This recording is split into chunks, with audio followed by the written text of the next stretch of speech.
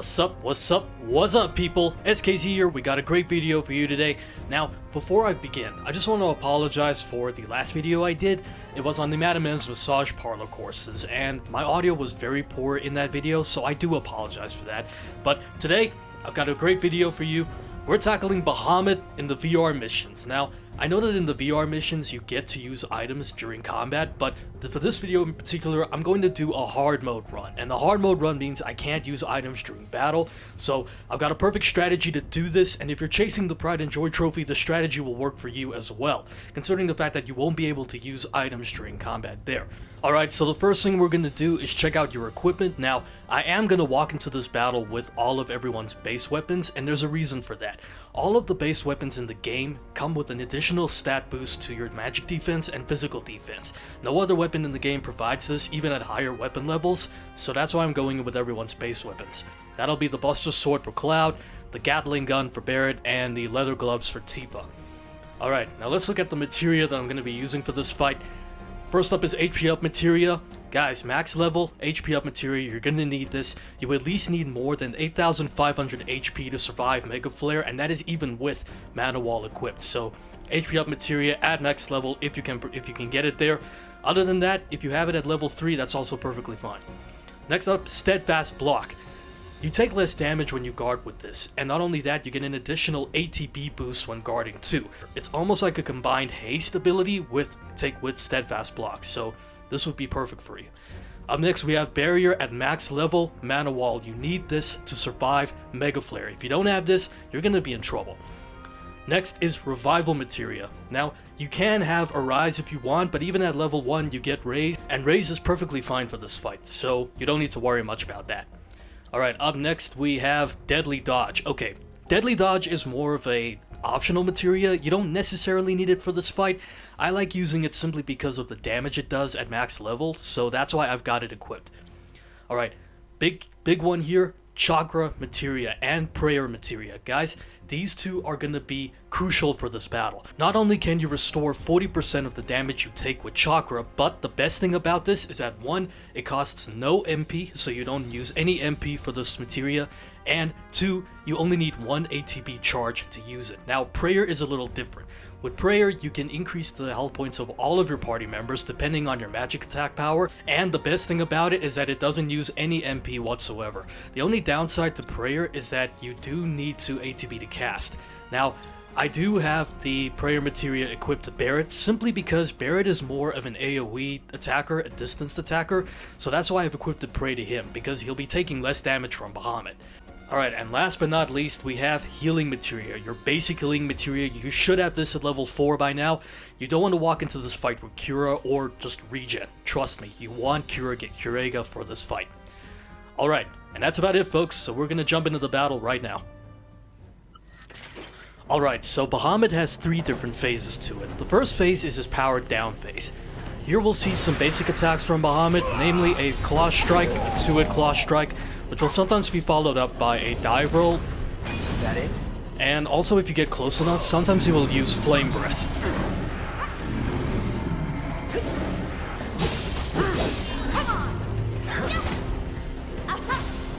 Alright, now at times like this when Bahamut grabs the player character, I like to switch to another character to deal damage to get out of it. So here I'm going to switch to Barret and use Overcharge to break free. Give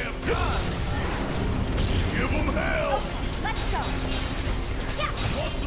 It's on you! My turn. Now, here Bahamut will go into a charge phase, and we'll see some new attacks here as well as some different abilities from Bahamut. One of the new ones is going to be Umbral Aura.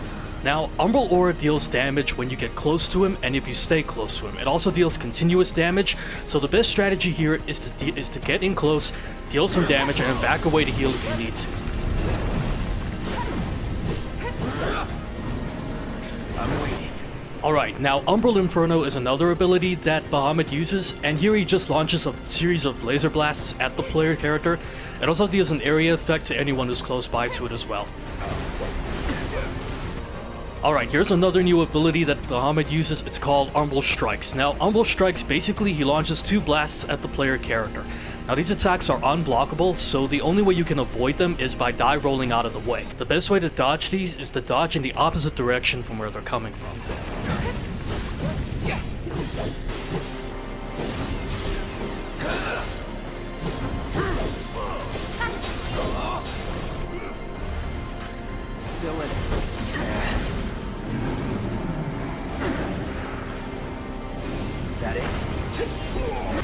The best time to use chakra is in between Bahamut's attacks. You don't want to do this while he's executing an attack because it'll cancel it out. Alright, at charge level 3, when the countdown reaches 3, Bahamut will use a more powerful version of Umbral Aura.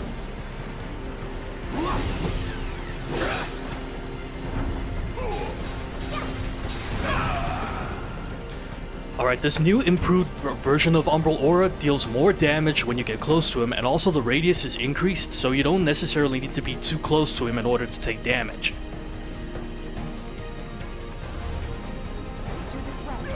Another great strategy that I like using is to switch to Barret and use Prey whenever I get to use it. Now, Bahamut will target the player character all the time, and in the middle of an attack is a great way to switch to another character who has Prey, equip, and use it whenever you can. All set.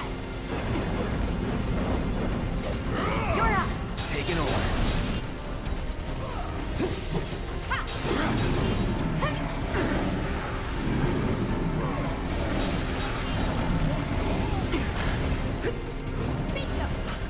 Still in.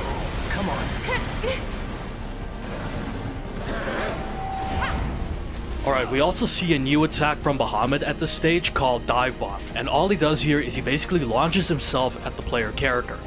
Now this does deal area damage and you can guard with it so long as you don't take direct damage from Bahamut. All out. Another strategy that I have for you is to use your limit breaks whenever you get them. You don't want to wait until you pressure Bahamut, always use them when you get them. Gotta give it my all. That's it. It's on you. Let me handle this. Need my help, do you? I'm counting on you. Think fast.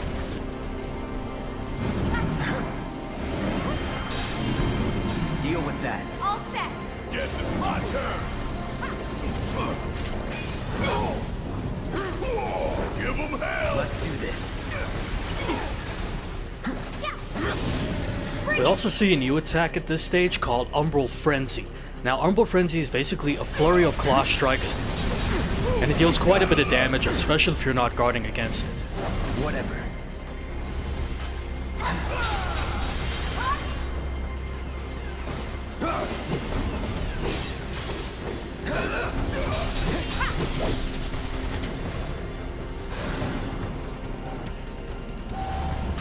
Still in it. Suck on this. All right. Watch and learn.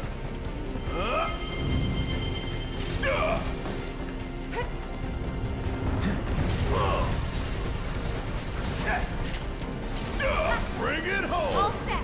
Taking over. All good.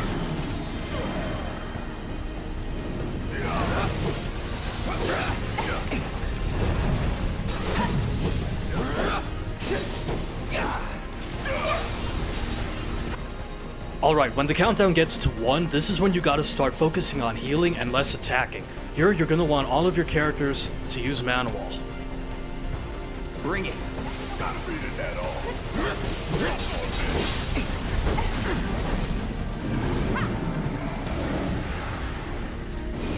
That it? This is also the time when you gotta focus on healing your characters and getting them back up to full health. The more health you have before Bahamut uses Mega Flare, the better.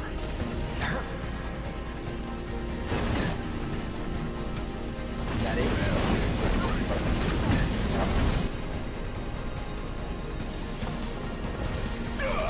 Let's try that again.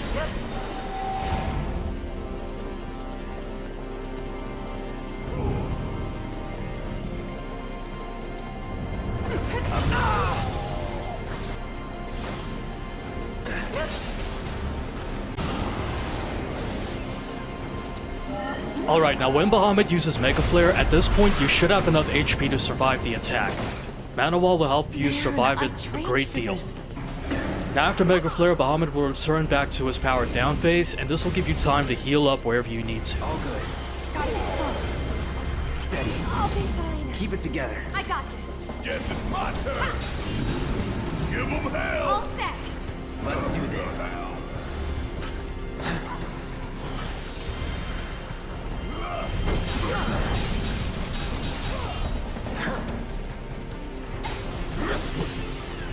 Alright guys, and that's about it. I'm gonna take down Bahamut right now. Let's do this right.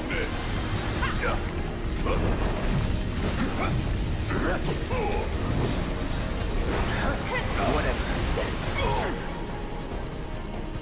You asked for it. Gonna teach you a lesson.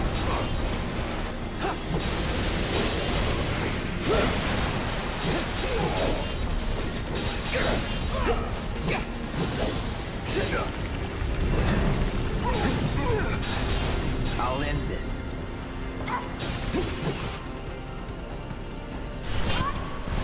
Let's dance, asshole.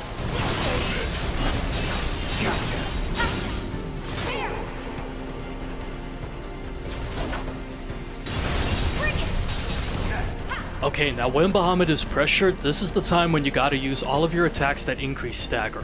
For Cloud, that will be Focus Thrust, Tifa's will be Focus Strike, I think, and Barrett's will be Focus Shot. Here it comes. Back to the list.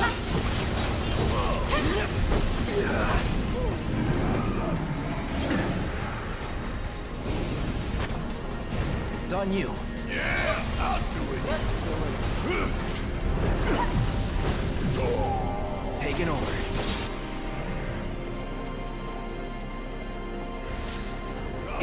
Stay still.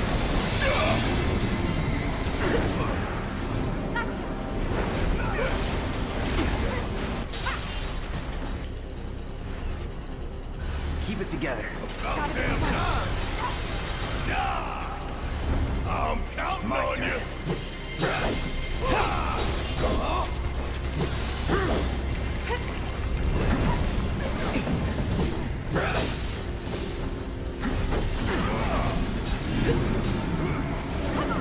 It's on you.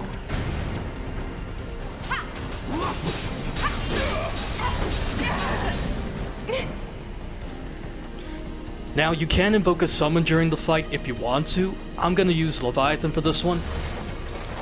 Again, this is completely optional if you want to, so yeah.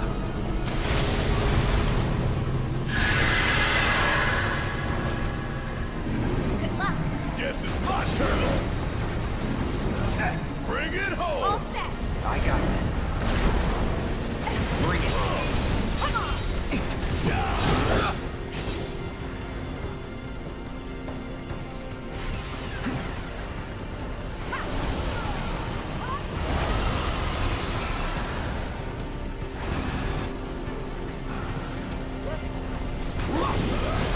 Deal with that. I got this. Watch yourself. My turn.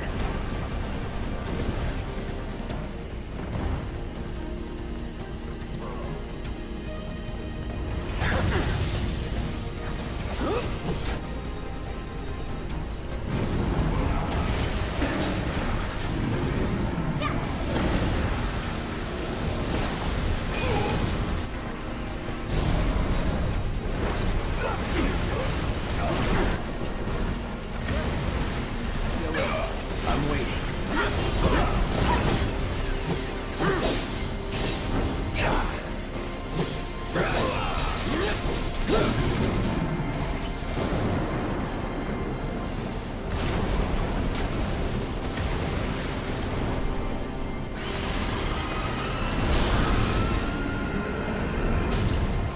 We've got it.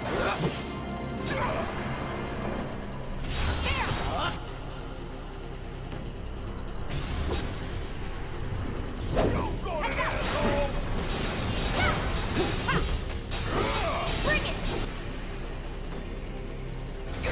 Got your number.